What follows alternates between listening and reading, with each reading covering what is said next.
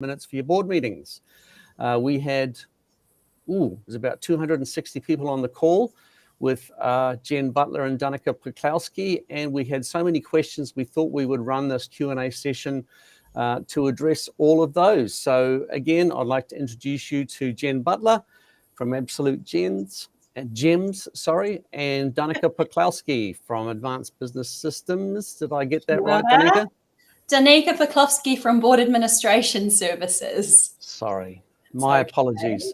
So now I've spent the morning curating these questions. We have quite a few, so let's get into them first. The first one is from Kristen.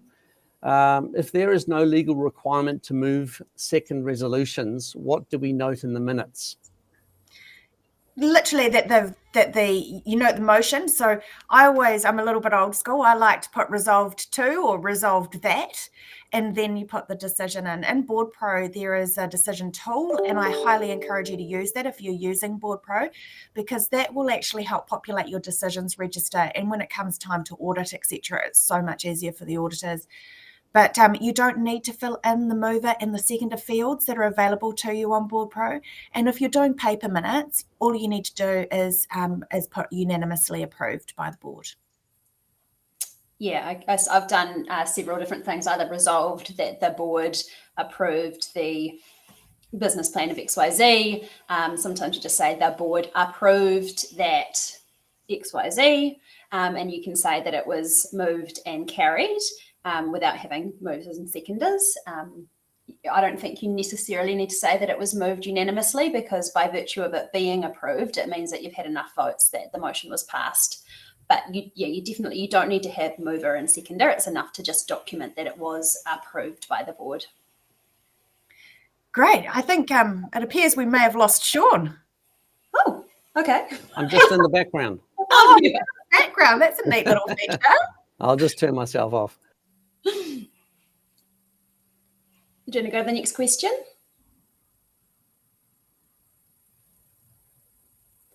We can't hear you, Sean. Are you there? Oh, yeah. Well, very good.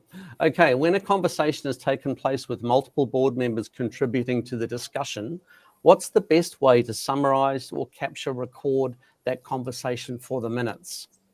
Who wants to tackle that one? Yeah, I can do that. So you treat the board as a whole, as one entity. So you would say that the board discussed, and then you would put in a summation of the conversation of those different board members. Even though they've got different viewpoints and they're saying different things, there's going to be an overall theme to what the conversation was. So you just want to put in the summary of what was discussed, really looking at any outcomes, kind of key points, anything that was decided, any kind of follow-up. You really want to think about the what and the so what and document that in a summary. But it's that the board discussed, the board debated, the board had a robust discussion. You don't want to talk about the individuals. It's really a summary of the overall conversation. Excellent. Yeah, and if you're struggling with that summary, don't be afraid to say to the chair or to the main person who's making the discussion or leading the discussion, could you just summarize that for me? So in summary, we've agreed to, or so in summary, we have, gone are the days where you don't, as a board secretary, you don't want to interrupt the meeting. Another thing along that same topic that you might find useful is the wording around that. So as Danica says, you treat the board as one natural person. So quite often I see in minutes that people use the board were, but it's actually the board was, because the board is one person. So, just check your wording. Excellent. This one from Fiona Parent.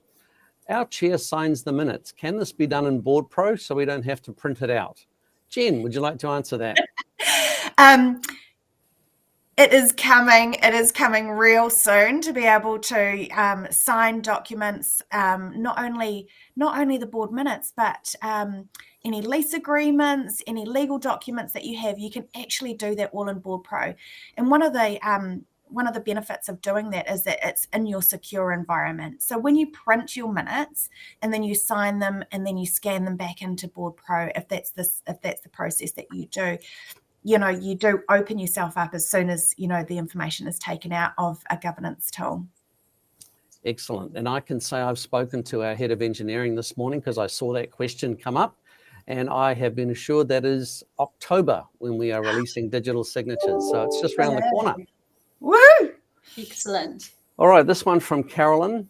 You mentioned an audit function is being developed for Board Pro and will come shortly. If this happens, does that mean I have to keep hard copies as our school doesn't get heavily audited? I can take that one. Go. So I had a really awesome conversation with the head of the tech team at Board Pro, and said, hey, one of the things that often causes time and effort is the board secretary is often asked to print off all of the board packs and all of the minutes and things like that for the auditors. And so one of the easy things that Board Pro can do, well, I say easy, but maybe it's a little bit trickier in the background, is provide a security setting where we can add the auditors to your Board Pro. Because remember, Board Pro, the pricing of Board Pro is per board. It's not per member. You can invite 100 people to Board Pro if that's what you want to do, and you can do it really simply and easily. It's a 3-minute task. So you can add your auditors to Board Pro with a particular security setting so that they've got all of those minutes and all of those board packs, but they're not actually able to take them out of the system. They can't print them, they can't download them. All they can do is view them in there, which keeps all of your information confidential and secure. I've also been having a little chat. I'm not sure how much Sean, about this bit, but for those auditors that don't want that function and still want to do old school, as in have the files for those documents, it can be a little bit tricky having to go back in. Like literally, I've done this. So you have to go back into every month and then download each pack and download the minutes, etc., and then produce that pack for the auditors. So looking at maybe some automation on that to say, I'd like all the board packs and all the minutes from this date range to this date range collated into one PDF. Very nice. I heard that was in motion, so that's very good. Who have we got next here? Robert, when are minutes required to be confirmed as correct? At the following meeting. Yeah, the following meeting of the board generally. So they should be in the board pack whenever the board next meets, and it should be kind of one of the first items on the agenda is to approve the previous minutes. Although some of my boards do actually do board administration at the end of the meeting, particularly if it's a long meeting. So if it's a 4 or 5 hour meeting, they want to get to the meaty stuff, the strategy, the planning, the governance, before they get to the administration. So we throw it at the end. Excellent. This one was anonymous, so we shall read this out anyway. Oh. What if the chair is the only one savvy enough to use Board Pro? Danica, that's for you. You can come and get us to help you. Absolutely. Very good. So, I've bought a long-standing board of a big high school that has been in operation for over 150 years, and moved them from nothing, from physical papers and getting PDFs emailed to Board Pro, and everyone came on board. Everyone came on the journey, even the most tech-adverse people, and they're all so grateful now that they're using that platform. It's just made their lives a lot easier. So I think you can definitely get everyone using it with a little bit of hand-holding. And I think it'd be fair to say, ladies, that any organisation using any board portal is a massive step up from the just using paper, right? Absolutely. 100% effective and efficient for board secretaries as well. So my own process when I bring a board onto Board Pro is that I've created a document of how to get the best from Board Pro. And I email each of the board members and I say, read this first. And I say, the board has chosen to move on to a governance tool called Board Pro. Here's what Board Pro is about. It's a really intuitive tool. Please read the attached document, which is how to get the best out of Board Pro. And it talks about designing unique passwords. It talks about the functions and functionality of Board Pro. And then and then with that document, I send that out before I send the invitation. And I also say, if you'd like me to run through a 15-minute demonstration of how to use Board Pro, let's do that via Zoom or Teams, or I can come into your office. And I just find that when you do that hand-holding and go through that process, nobody likes to feel dumb. Nobody likes to feel like they don't know, and it's a little bit scary. So if you do that with them individually, they don't have to do it in front of people. You can just do that. You're offering the same teaching and learning for everybody at the same time. And it's so intuitive that they literally breathe a sigh of relief when they start using it and going, this is really easy. I don't know what I was scared of. Very good. Let's move on to, who should we pick now? Diana. Oh no, that's not the right question. Meredith, do you have any preferences as to how attendance is shown? That's a curly one. Yeah, I'm not quite sure what you mean by that. I think it's just down to each individual board, but a standard process would be to say at the beginning of your minutes, this is the minutes of the meeting of the XYZ company board. It's been held at this date and time. It's been held at this place. These people attended. And that's where actually you might be talking about board members versus executives and guests. So you'd say in attendance were the board members or committee members. And then, other way around. I like to say present board members and committee members. In attendance, management, yourself as the minute taker, anyone who kind of regularly attends those meetings. And then I'd also have guests, and that would be people that are coming to the meeting that normally wouldn't, that might be presenting or might be sitting in on a conversation. Yeah, I use that same process, Danica. If you wanted to go a little one step further, if your guests are attending only for one particular agenda item, you might want to put that in brackets beside it, attending for agenda item 4.1, finances, or, something like that. But that's exactly the same process I use. Yeah, and I like to put people's full names and then in brackets their role if they work within the company, right. As well as, as Jen said, it's good to have, if they're a guest, just what they're there for, or if they're a guest, where they're from, like if they're auditors or if they're from another company that's doing some advice, you put that in the brackets too. Excellent. Thank you for that.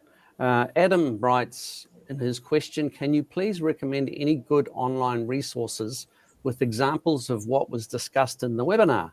Yes, I can answer that question.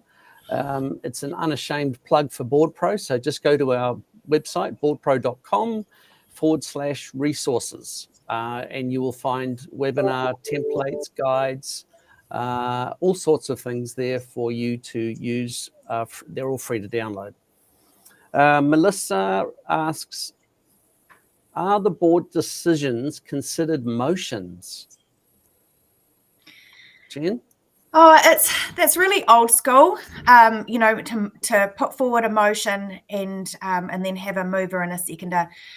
So yes and no is the answer to that question, depending on what your constitution says.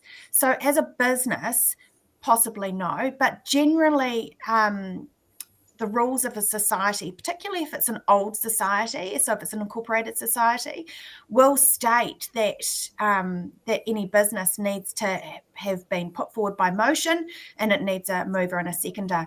So if that's what your not-for-profit, incorporated society or a charitable organisation, if that's what the rules say, then that's what you have to follow. Okay. Danica, anything else to add there? No, I think Jen's nailed that on the head. This one from Fiona. How do you manage minutes for board-only time when it's confidential and not to be read by the senior leadership team? Jen. I love this one. So the problem with board-only time is that all the senior managers always think that the board is talking about them. Yeah. Totally. Yeah, and it can cause a little bit of contention, particularly if there is a management issue that the board do need to discuss. So how I like to manage this, so the majority of my boards have me sit into board only time. And then I summarize with bullet points the topics that were discussed, not what was discussed or how it was discussed, but I put the topics so that when the senior management team come in, I ask the chair to then summarize the topics that were discussed in management and board only time. And that sort of bridges that gap, because quite often, and in fact, 90%, wouldn't you say, Danica, the board aren't talking about management. They're talking about, the way that they're going to conduct the meeting, or perhaps strategy sessions, or something other than the management team. And that can just help the management team understand why the board need board only time and the things that they discuss there. And is that the same for virtual versus physical meetings, Jen? Yeah, I do attend in board only time for virtual meetings, and don't get me wrong, we don't minute it, so to speak, but we say the board held board only time, and the topics discussed were the ESOP, the strategy session, and to be planned in November. And that just reassures management that they haven't been, spoken about behind their backs. So that leads on to another question. So can I just add to that? I've got different experiences. I've had companies where I'm not in the room for directors only time, and either that's just a free and frank discussion and it's not minuted. I've been at a company where the chair will actually write the minutes for director only time, go away, summarize them, and then send them through to me to put into the right format. And then I've also got companies where I do sit in and we record minutes for the directors only time or in committee time. And we've actually got a separate board within Board Pro or within Diligent that's only accessible to directors, so the management can't see that, and the minutes go into there so that there's still that record of those conversations and they still get approved at the following meeting. Excellent. Let's have a look. Who's the lucky person next? This one is from another anonymous user. Do you document or record director-only time in any way? Often board meetings start with a director-only time, or sometimes it's called in-camera time, right? Mm-hmm. I think we can and the conversations are often important. So do you document or record director-only time in any way? You've just been talking about it, right? Yeah, it really depends on the chair and the board. This one from Roxy. Can a new exec's name recorded in minutes as an upcoming hiring which is HR related? Can a new executive's name recorded in minutes as an upcoming hiring which is HR related? I don't really understand that question. I think it depends if it's confidential or not. If if it's going to be announced and it's public knowledge, then yes, you can put that in the minutes. But if it's confidential because they're under a non-disclosure or they're not coming on board for 6 months and they're still employed somewhere else, then you'd just say in the minutes that the new CEO hire was discussed, the contract was confirmed. You wouldn't put the name in. Okay, but that's you'd have to ask the chair to clarify that, I think, because you're not necessarily going to be in the position where you're going to be aware of that information. So it's better to clarify. Yeah, I think it's better to stick to the rule of titles, not names. Excellent. Maggie asks, our people and culture manager reports on any current workers' comp cases as part of their WHS report. WHS, work health and safety, I suppose. Should names be changed to Mr. and Mrs. A, B, and C, etc., or use their real names? Well, it's not really a minutes question because you shouldn't be putting the names in the minutes anyway. But if those are in the board papers, that's a different conversation to have with the people officer. I don't know what you think, Jen. I don't know that that's... It's a curly one, isn't it? It is. It's a curly one. Now, I'm thinking about it. One of my boards that has quite a few issues in terms of health and safety. They work in a very heavily regulated industry, and they have specific reporting requirements. Look, I think that the reporting requirements require the names of the people to be given to the board. I don't think that those names should be reported anywhere in the minutes. Absolutely Right. not. However, I have had an instance where the same name kept popping up regularly on a report. And so how I dealt with that was that that particular, the board directed the people and culture manager to have a conversation with that particular person as directed by the board. Right. I think in regards to full names versus Mr. or Mrs., that's really semantics. You're still putting identifiable information into the report, so it doesn't really matter if it's a Mr., Mrs. surname or the full name. I think they're talking about making it anonymous, Mrs. A, Mrs. B, Mrs. C. Yes, I think that's what they're saying. Yeah. Okay. Pauline asks, our chair, bless him or her, can take up to 2 to 3 weeks to get the draft minutes back. Is there a general time frame they should be working to? What's best practice? I've got an agreement with one of my chairs that if they haven't responded to the draft minutes, that within 7 days from sending them to the chair, I can send them out to the rest of the board or the rest of the committee anyway. So you might just want to have a conversation with that chair and say, look, I know you're a busy person. If you don't have these back in time, is it okay for me to send them out to the rest of the board in draft so that they can have that information to hand while it's still fresh in their minds? Same with you, Jen?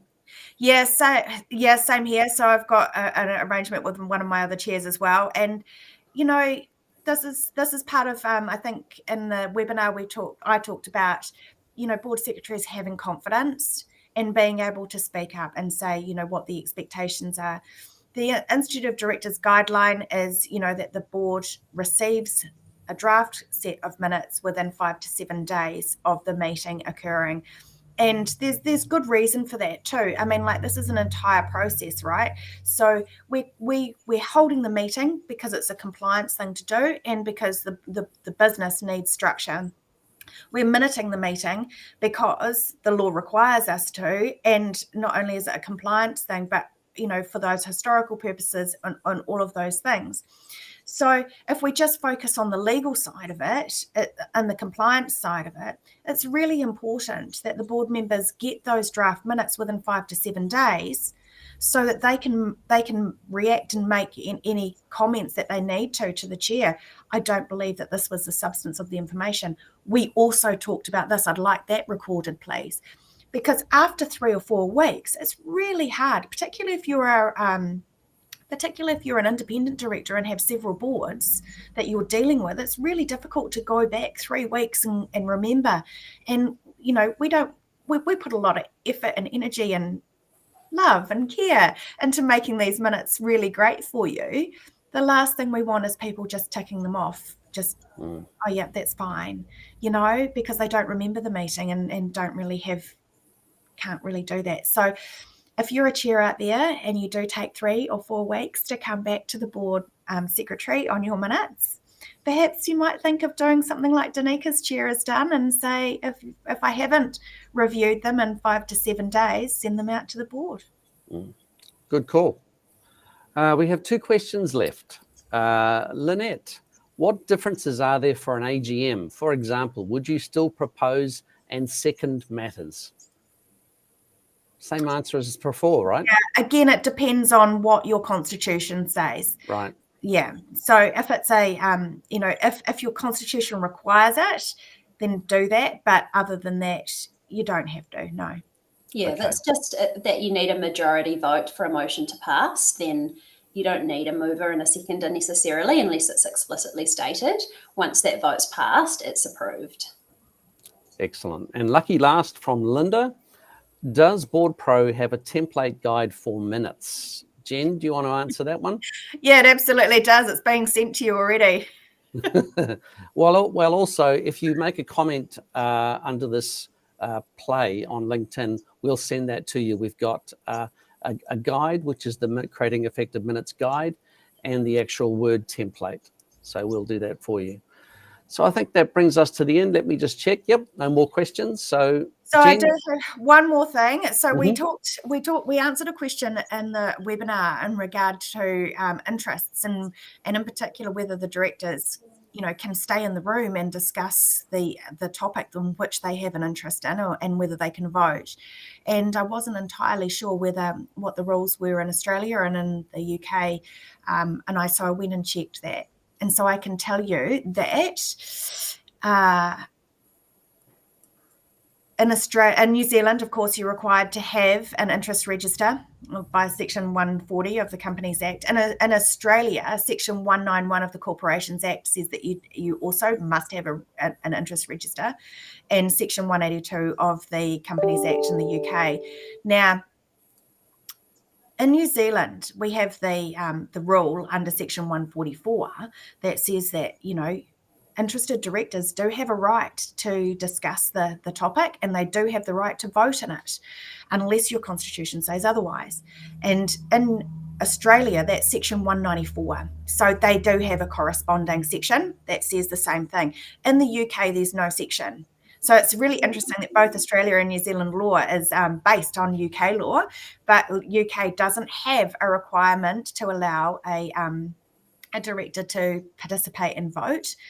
So again, that comes down to your constitution. You can contract out of it literally by stating how that's going to be dealt with in your constitution. So yeah, there you go. Excellent. Thank you. Might be good to have a conflicts of interest management session with Board Pro. Possibly. We could do that. We could manage that. All right, let's wrap it up, ladies. Thank you again for your time. Now, if you would like to contact Jen or Danica, just look them up on LinkedIn, and I'm sure they will look forward to your connection. That's us for the day. Thanks again, ladies. We'll see you next time. Ka kite. Ka kite.